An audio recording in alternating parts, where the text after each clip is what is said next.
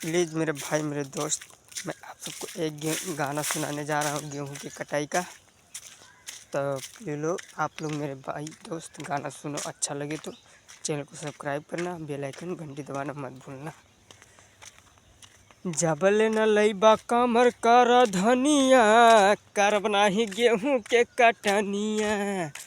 गेहूं के कटनिया सैया, गेहूं के कटनिया, चली जाइब छोड़े नई हरावा, चली जाइब छोड़े नई हरावा, करब नाही गेहूं के कटनिया।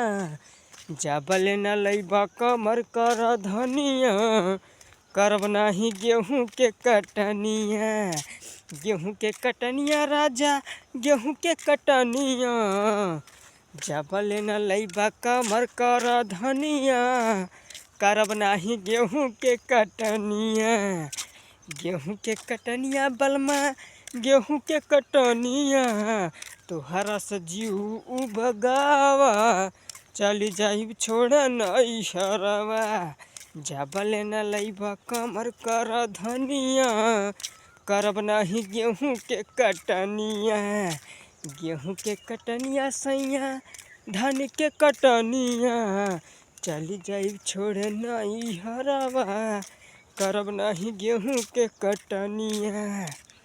भाई लोग इसको गाना थोड़ा और बड़ा बनाना पड़ेगा, इतना जानता हूँ इतना सुना दिया। मेरे चैनल को सब्सक्राइब करना मत भूलना मेरे दोस्त मेरे भाई।